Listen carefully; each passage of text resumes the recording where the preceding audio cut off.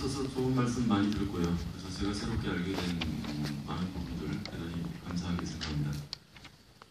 오늘 뭐 시간 문제도 있고 제가 저희 집에 나가는 내용도 있기 때문에 저는 좀 구체적인 현실 속에 있어요. 어떤 경험 이런 부분들 중심으로 말씀을 드리고, 그리고 이제 제가 제출한 내용에 대한 간단한 부분들을 짚어보는 식으로 하도록 하겠습니다.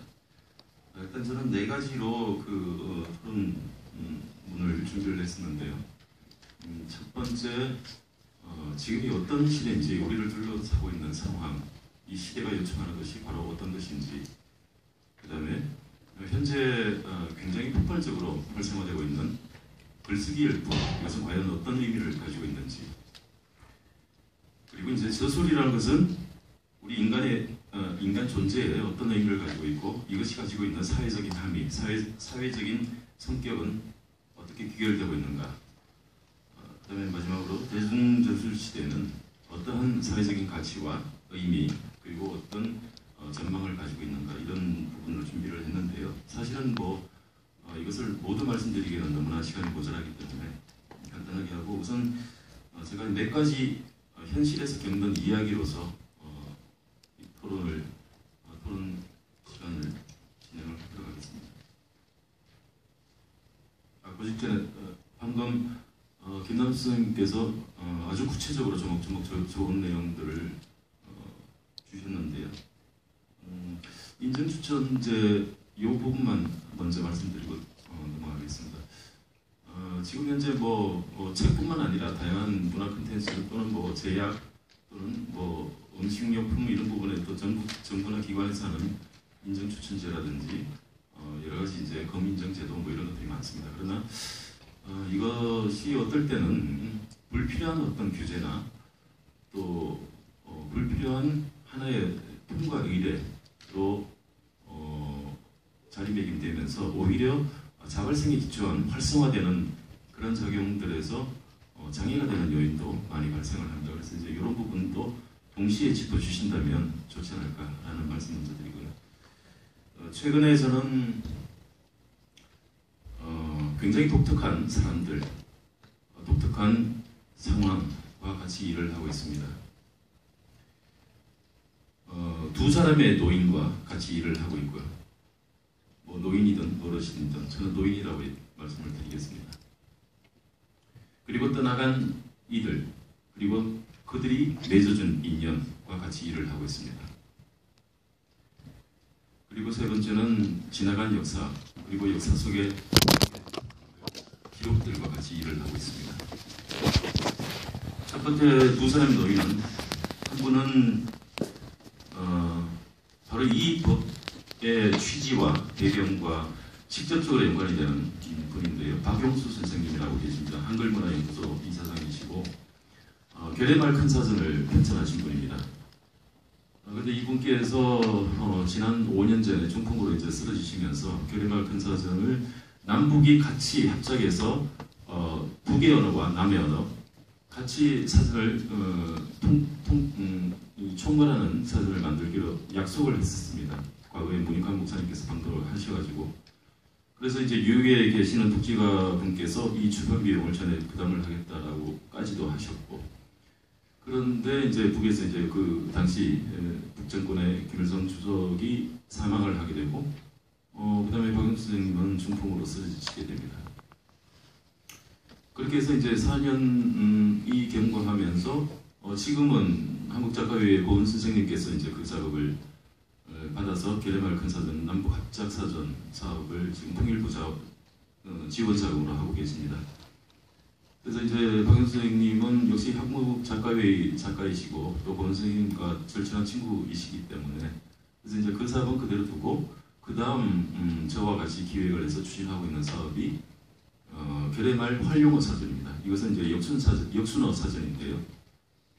외국에 보면 전미사 사전이라고 있습니다. 그러나 이제 이 부분과는 조금 다른 궤를 달리하는, 전미사사는 전미사를 중심으로 해서 사전을 이렇게 만들어 나가지만 저희들이 박용수 선생님께서 구성하고 계시는 사전은 역순어 사전입니다. 말하자면 길이라는 단어, 우리말에 길이라는 단어 끝나는 낱말이 349가지가 있습니다. 붓길, 샛길, 지름길, 안개길 뭐 이렇게 나오면 거의 뭐 350가지가 되고요. 뿐만 아니라 무슨 가짜로 끝나는 거, 뭐 작가, 화가 뭐 이런 가짜도 있고, 그 다음에 명문가, 대가, 종가 뭐 이런 것도 있고, 이렇게 끝나는 말, 역순으로 거꾸로 내려가는, 거꾸로 찾아 들어가는 이런 사전을 우리말 사전으로 만들고 계신데, 역시 이제 남북합작 사전으로 만들고 계십니다. 그러나 1700에서 1800페이지에 달하는 방대한 분량의 사전을 구성을 하고 계시는데, 이렇게 되면 이제 지금 현재 가나다 순회 게레말 대사전과 그 다음에 역수 사전이 하나의 패키지가 되면 완벽한 우리말 게레말 사전이 완벽하게 만들어지고, 이것을 남북 합작으로 만들게 된다면 언어의 이질화를 적어도 우리가 막을 수 있지 않느냐 라는 생각이 있습니다. 그런데 중풍으로 이제 가류를 하시고, 그 다음에 앞서서 뭐 여러 가지 사건들도 있고 이러다 보니까 자금은 하나도 없습니다.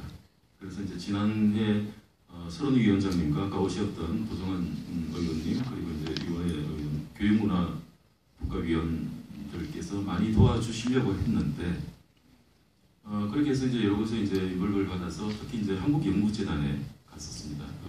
갔었는데 굉장히 많은 얘기를 나눴죠. 아주 좋은 얘기를 나누고 했는데 마지막 딱 하나의 문제가 걸렸습니다. 뭐냐면 이 자금은 대학 교수나 대학 기관 아니면 나갈 수가 없습니다. 아주 많은 얘기, 아주 좋은 취지, 공감을 하고 굉장히 좋았는데 마지막 그 순간에 딱 걸려버렸던 거죠. 이것이 현실이거든요. 박영수 선생님은 대학을 나오시지 못했습니다.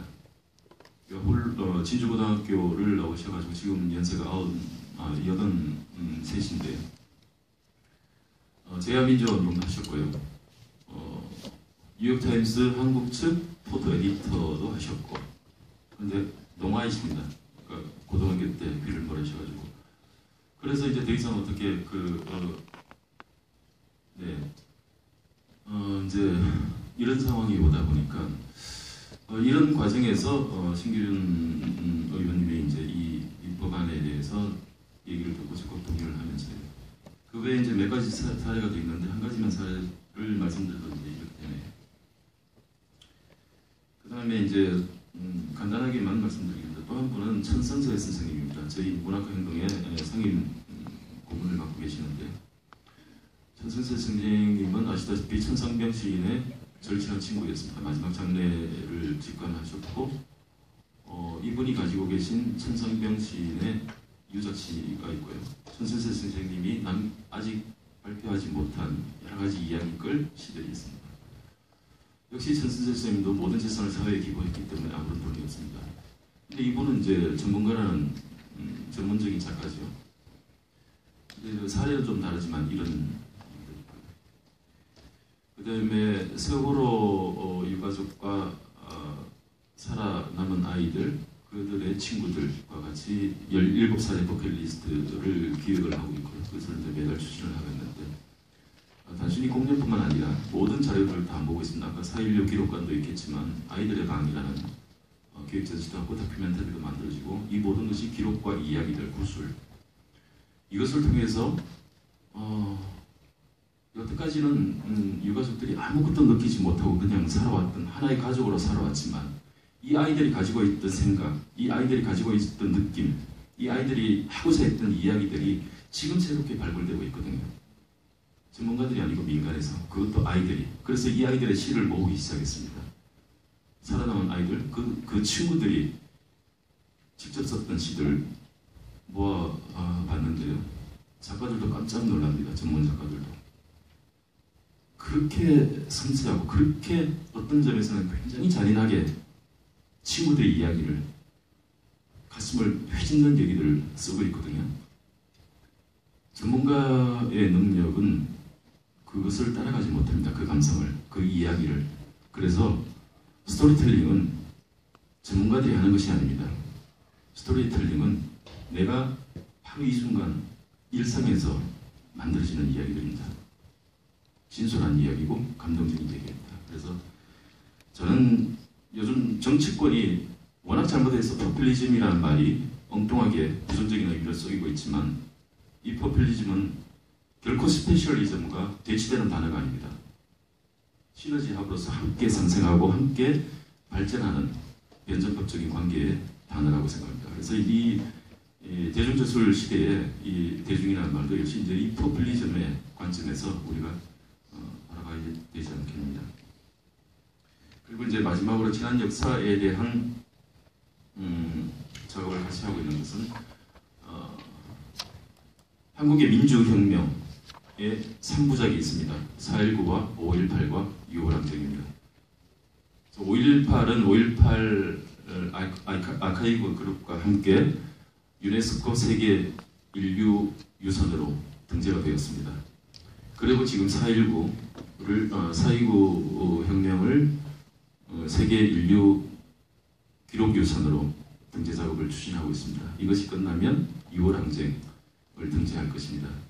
이것을 통해서 대한민국의 민주화 투쟁, 대한민국의 민주주의가 어떤 과정, 어떤 고난 속에서 이렇게 꽃필 수 있는가를 전 세계인들이 함께 공감할 수 있는 기록, 자료 그리고 이야기로 만들어 나갈 것입니다. 그래서 이런 부분들이 결국은 대중저술 시대라는 필요성이 왜 나오고 이런 법안들이 왜 필요한지에 대한 부분들이 그 사이사이 켜켜이 사이에 있기 때문에 이것을 설명을 드리고자 했는데 시간이 너무 짧기 때문에 이런 사례, 이런 이야기들이 있다는 것을 말씀드리고 나머지는 저희 그 문안으로 대체를 하도록 하겠습니다. 고맙습니다. 감사합니다. 정 선생님께서 하시고 싶은 말씀이 많으신 것 같으신데 제가 계속 좀 재촉을 했습니다. 지금 두 분의 김남수 선생님, 정정현 선생님 두 분의 선생님의 토론을 들었습니다. 기본적으로 이 민간의 저술 및 연구에 대한 법제적인 지원 법의 필요성에 대해서는 두 분 선생님 다 전적으로 공감하시는 것 같습니다. 선생님들의 사실 8분의 발제자 선생님들의 발표, 두 분의 토론자 선생님 모두 정말 우리 사회에서 어떤 지식이나 글쓰기 이런 작업을 특정 집단이 어떤 독점하고 있고 다른 현실의 문제점 이런 것들은 모두 공유하고 있다고 싶습니다. 그리고 정말 이렇게 사회적으로 제도적으로 보장되고 있는 어떤 지식, 글쓰기를 독점적으로 어떤 이해관계를 갖고 있는 그런 지식인 집단이 아닌 민간에 축적된 지식과 정보의 중요성 그리고 이를 체계적으로 어떤 정리하고 유통시킬 수 있는 어떤 법제의 필요성 이런 부분들은 여기 계시는 10분 선생님 그리고 사실은 사회를 맡은 저도 이런 법안의 취지 설명을 듣고 이런 자리 또 이런 주제에 전공은 아니지만 그 취지에 정말 어느 선생님 말씀처럼 아주 격하게 공감해서 저도 이 자리에 앉았습니다. 그런데 이 법안의 어떤 구체적인 실행 방법에 대해서는 약간의 이견들이 있어 보입니다. 사실 두 분의 토론자 사이에서도 아까 인정 추천제라고 하는 문제에 대해서 김남수 선생님께서는 찬성의 의견을 말씀하셨다면 정정현 선생님께서는 약간의 반대 의견을 밝히신 것 같고 이 법안에서는 그런 제도를 이야기하고 있고 백원군 선생님은 그 발제문에서 여기에 대해서 약간의 의견을 보이셨던 것 같습니다. 그게 꼭 필요한가에 대해서 그래서 구체적인 문제에서는 분명히 이견이 있고 그리고 이러한 이견은 어떤 특정 집단이나 어떤 이해관계에 따른 것이라기보다는 이러한 법안을 요구하는 우리 한국 사회의 현실에 대한 인식의 차이거나 그 과정 절차의 어떤 과정으로 절차를 통해서 빨리 많이 나아가시고자 하시는 분도 계실 테고 또 천천히 조금 나아가고자 하시는 분도 계시는 것 같고 그런 점에서의 차이가 아닌가 싶습니다. 어떠하거나 지금 두 분의 토론자 선생님께서 토론을 해주셨는데 여기에 대해서 8분의 발제자께서는 어떤 식으로든 답변을 하셔야 될 의무도 있는 것 같습니다. 혹시 답변이거나 혹은 보충 설명이거나 원하시는 발제자 선생님 계시면 어떤 부분에서